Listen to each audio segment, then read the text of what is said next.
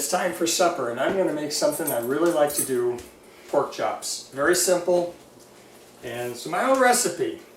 One thing I got to start with is some good pork chops, and I like to tenderize them. So that's what I'm going to do. First of all is tenderize some. I prefer using thin cut pork chops simply because they cook faster. Now the fact that these have bones in them just means it's going to take a little longer, but still they'll get done in good order. I'm going to slow cook them, but I like to tenderize them. And what I'm going to marmalade them in is going to work a lot nicer with it tenderized. When I'm done tenderizing it, I'm going to soak it now in some Italian salad dressing. I'm going to do this on the stove with a 12-inch saucepan. So I'm going to start by putting down a good bed for it to soak in. And then I'm going to take these pork chops and I'm going to lay them in here. And how I'm going to do it is I'm going to lay the bones toward the middle where it tends to be hotter, in this stove anyway, so because it'll take a little longer for them to cook. I'm going to lay them in there like so. I think I can get about, 5, and just like that. Once I get them in there, I'm going to take some of this salad dressing, and now I'm going to cover them up, just like that. Pretty simple. Since I need 2 pans, I'm going to make the second one now. Do the same thing here. And just going to add the rest of them. To use 2 here, I have 9 chops here. Put them in just like that. And another generous helping of this dressing. And then we apply a little heat. And I'm going to turn her down to where it's just not too hot, just kind of a slow medium heat here. So then I just cover them and the slow simmer starts. So while the pork chops are now slow cooking to perfection, by the way, it's time to make some other stuff because we're not going to eat pork chops just all by themselves, of course. That'd be kind of, well, dull. So we'll have a little stovetop stuffing, pork flavored. We'll make some of that. Going to make some gravy for some mashed potatoes we happen to have in the refrigerator that need a little bit of extra something to go with them. And applesauce. What would pork chops be without applesauce? Yes! Hey, don't knock it unless you've tried it.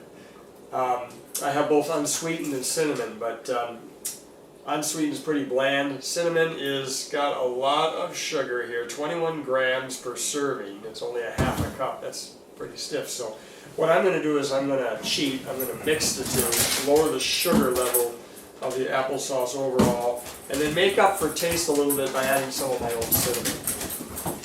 Okay, so I said I mix applesauce. I meant it. So I'm going to literally mix it. I'm going to add a bunch of cinnamon. Yes, you saw me dump it. And then what I'm going to do is I'm going to stir it in.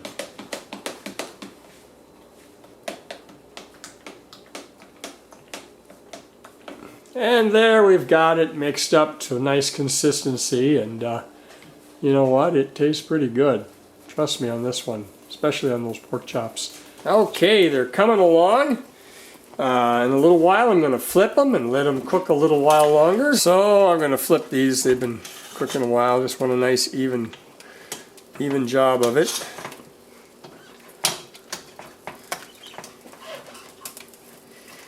They kind of shrink up and get funny as we go.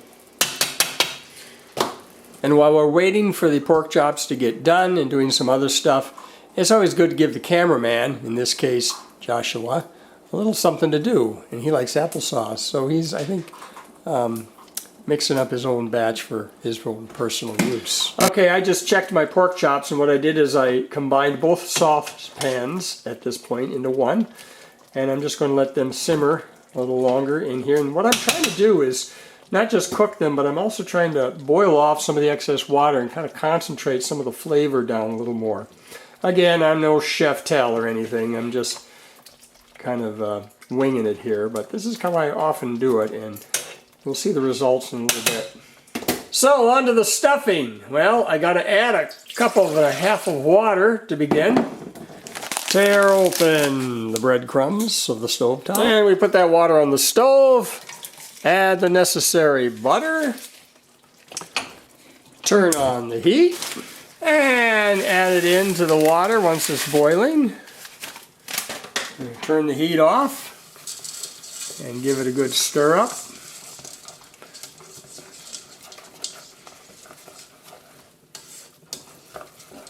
Just like that. And then... and as the directions say, we're going to let that sit for about 5 minutes. And of course, we got to make our gravy. So, as the directions say, to whisk in cold water, or we put her on the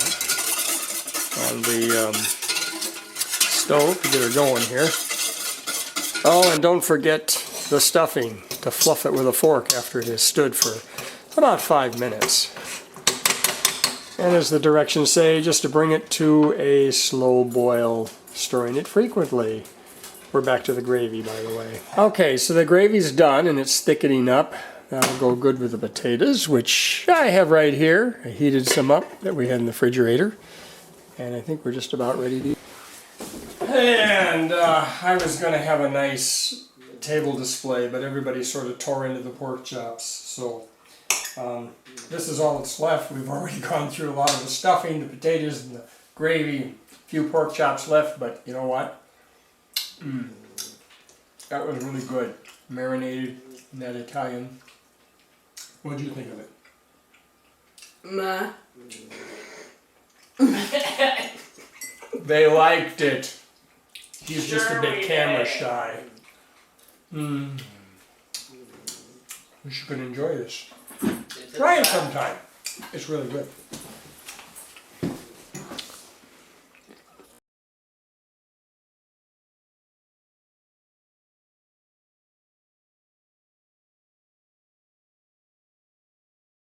Test. 1, 2, 3. Test. And now it's filming. You got this light flashing here. Oh.